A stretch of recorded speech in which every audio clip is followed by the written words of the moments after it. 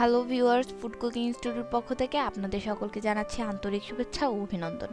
আজকে আমরা বড় মাছের ডিম কিভাবে রান্না করতে হয় সেটা দেখাবো। চলুন তাহলে দেখে নেওয়া যাক কিভাবে রান্না করতে হয় বড় মাছের ডিম।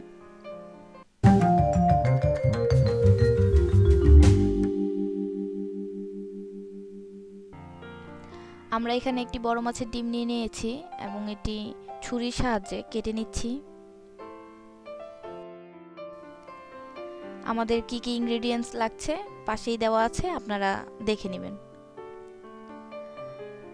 এবার আমরা এই ডিমের উপরে মশলা দিয়ে মানে একটু লবণ আর একটু হলুদ দিয়ে মেখে নিব। আর আমরা কেটে নিয়েছি যাতে করে এটা মেখে নিতে সুবিধা হয়, তা না হলে ডিমের উপরে যে সাদা আবরণটা আছে, শক্ত আবরণটা আছে, ওইটার জন্য মাখতে পারবো না। আপনারা খুব ভালোভাবে এটাকে মেখে নেবেন মশলা দিয়ে।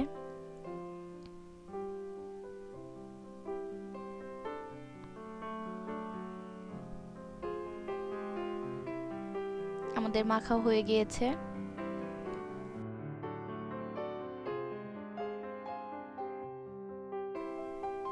আমরা এখন একটি প্যানের মধ্যে তেল দিয়ে তেলটাকে গরম করে নিচ্ছি। আমরা এবার আমাদের মেখে রাখা ডিমগুলো ছোট বল আকারে একটু একটু করে দিয়ে দিব।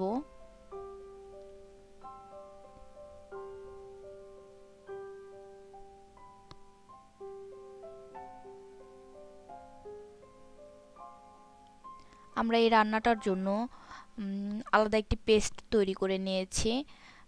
সেটা হচ্ছে আমরা পেঁয়াজ নিয়েছি 2টা, কাঁচামরিচ নিয়েছি 3টা, ধনেপাতা নিয়েছি অল্প এবং রসুন আর আদা একসাথে ব্লেন্ড করে মশলাটা তৈরি করে নিয়েছি। আপনারা ওইটা তৈরি করে নেবেন। আমাদের ডিমগুলো ভাজা এক পিঠ হয়ে গিয়েছে, আমরা অপর পিঠ ভেজে নিচ্ছি, উল্টিয়ে দিচ্ছি।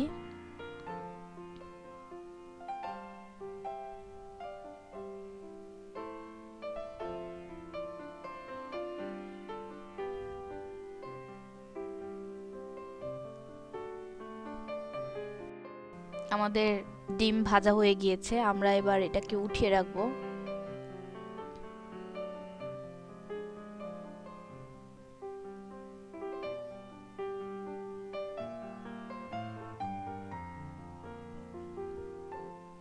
এটি খুবই একটি সুস্বাদু খাবার, আপনারা বাসায় তৈরি করবেন। আমরা একটি হাঁড়ির মধ্যে তেল দিয়ে দিচ্ছি। এবার আমরা আগেই বলেছি যে একটা পেস্ট করে নিয়েছি, আপনারা ওই পেস্টটা তৈরি করে নেবেন। আমরা এই পেস্টটা এটার মধ্যে দিয়ে দিচ্ছি। এবার এটাকে তেলের মধ্যে একটু ভাজবো।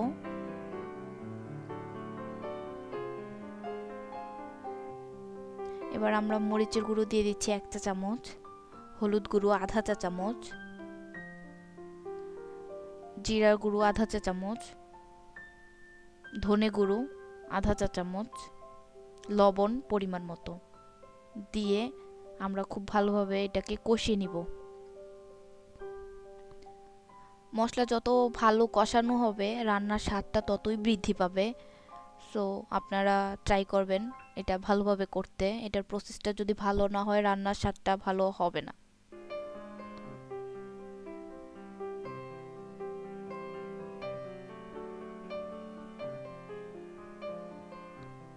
আমরা এবার আমাদের ভাজা ডিমগুলো এটার মধ্যে দিয়ে দিব। এবার ডিমের মধ্যে মশলাটা যেন লাগে খুব ভালোভাবে উল্টিয়ে পাল্টিয়ে নিব।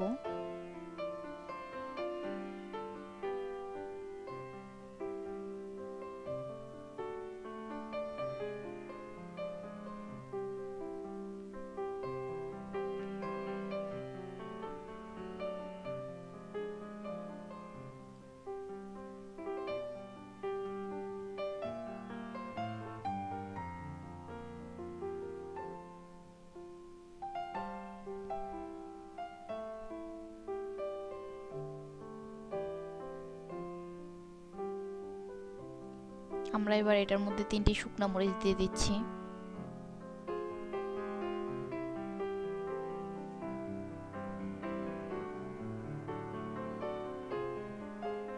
এবার পানি দিয়ে আমরা এটাকে একটু রান্না করব। পানি যখন শুকিয়ে যাবে তখনই বুঝতে হবে যে আমাদের রান্নাটা হয়ে গিয়েছে। আপনারা এই রান্নাটি অবশ্যই বাসায় করবেন এবং কমেন্টস করে জানাবেন কেমন হয়েছে, আপনাদের কেমন লেগেছে। আমার চ্যানেলটি সাবস্ক্রাইব করবেন।